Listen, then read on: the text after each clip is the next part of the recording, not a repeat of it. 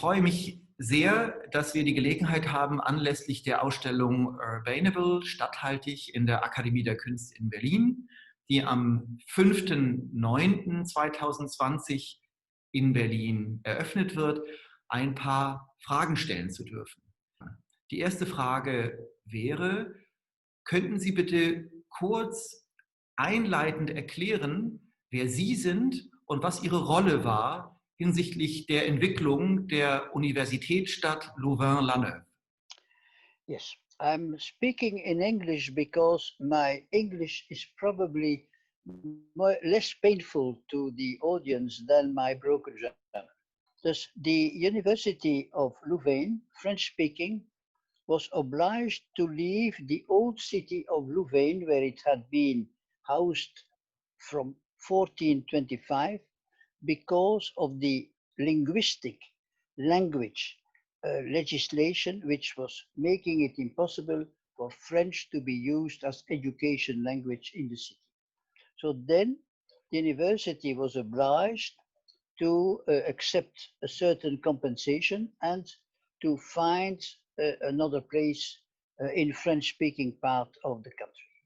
And it chose some rural place at 30 kilometers from Brussels, where there was no infrastructure except one road, and it bought thus 900 hectares, and it was then appointing a planning team to develop that land and to make it an urban land.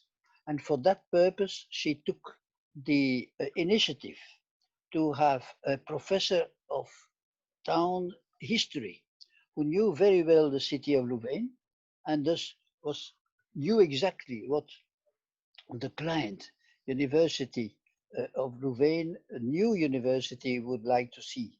The community of professors, students, and inhabitants.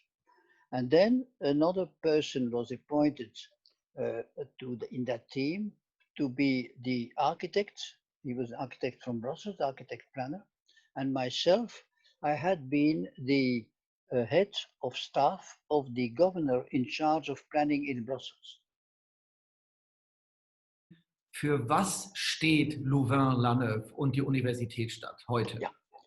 So when the team was appointed, the first thing we did was develop principles for development. And these principles for developments were, first of all, as we had 900 hectares where we could build, it was to create a high density, low rise development like the old city by having only the 400 hectares, which is about the dimension of an antique, of old traditional university town like Heidelberg and Göttingen. And that is what we did. Was war denn der grundsätzliche, anfängliche Bedarf oder was war auch die Motivation, diese Stadt zu bauen? The basic idea was not to be taken away from an urban environment to go into a rural campus, like so many new campuses in Germany, England, and France, which are a group of a closed community, isolated at a distance from the city. On the contrary, as the city did not keep us, we wanted to create a new city. And therefore, we knew we needed skills which were not only education, but also town planning. And we created something which was probably an early example of EcoCity. The principles were to have these 400 hectares mixed of green and buildings, much higher density than the garden cities, but much lower density than the closed knit kind of high density downtowns you have all over the world. And that was the first principle. Thus compact, green, and on the other hand, keeping of the resources. All the water which was on the side, because it was a water catching area, had to stay in the site. All the clean water was to be sent to a reservoir which became the lake, and the dirty water was to go to the cleaning plants.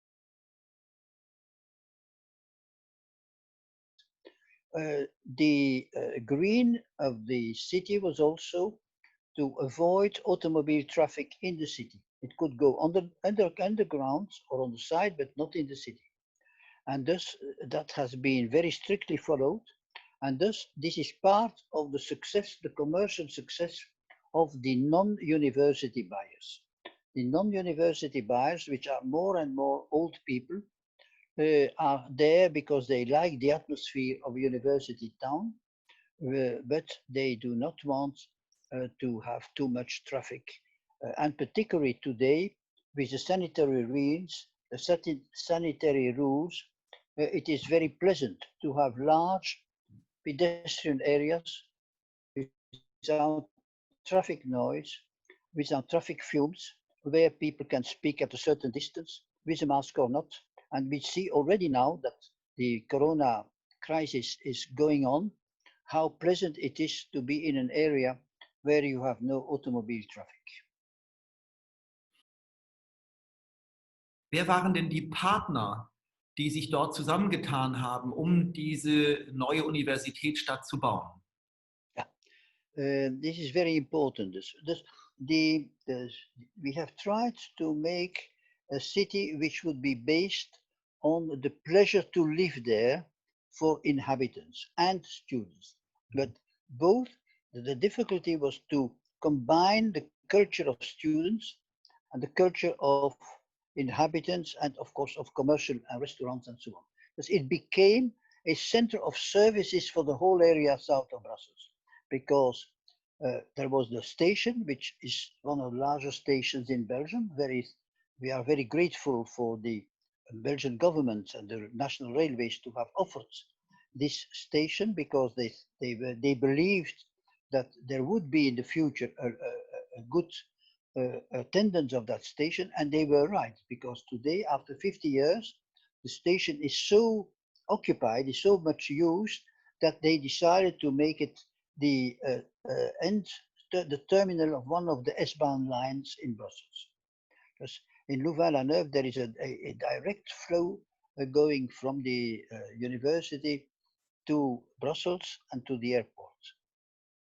And one of the videos is speaking about that. Now about your question of science.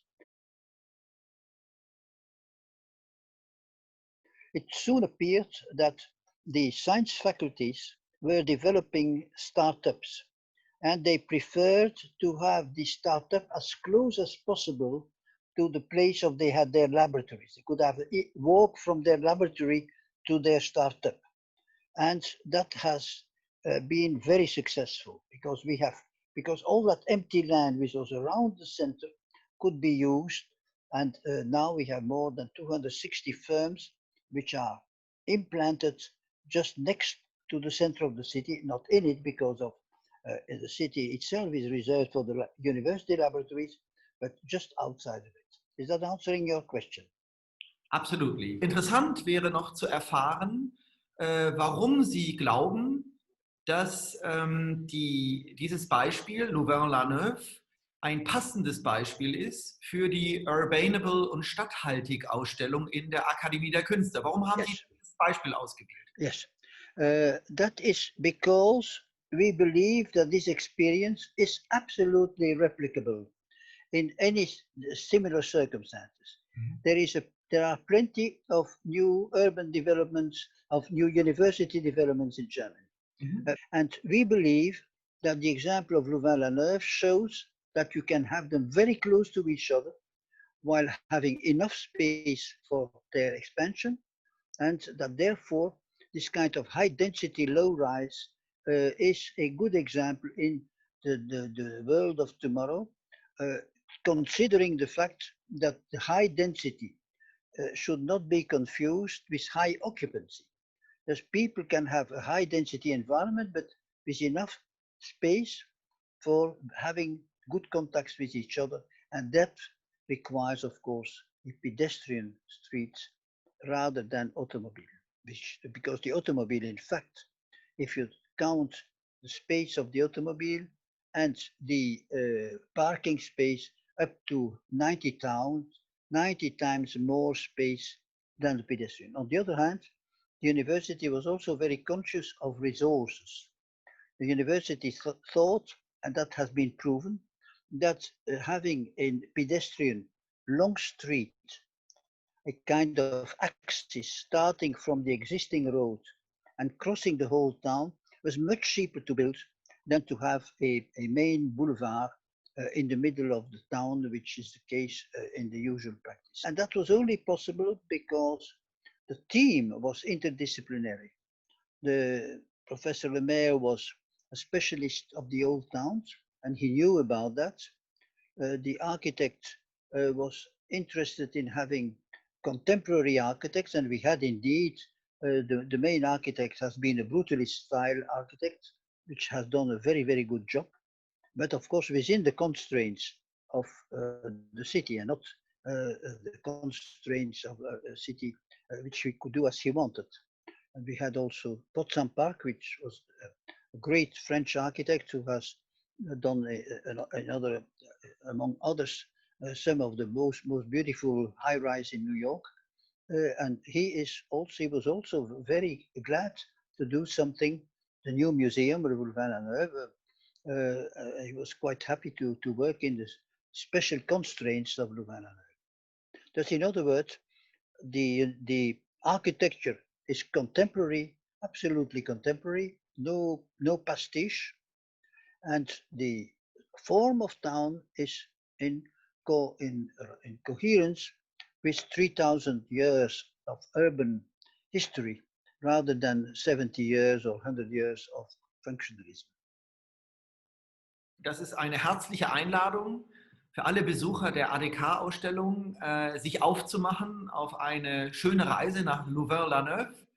Und ich nehme an, dass dort einiges Spannendes, Neues zu Entdeckendes auf diejenigen wartet. Vielen, vielen Dank für Ihre Zeit. Vielen, vielen Dank, dass Sie zu Gast sind bei der Ausstellung Urbanable Stadthaltig in der Akademie der Künste. Wir freuen uns auf die Laufzeit. Es war ein Genügen für mich auch. Vielen, vielen Dank.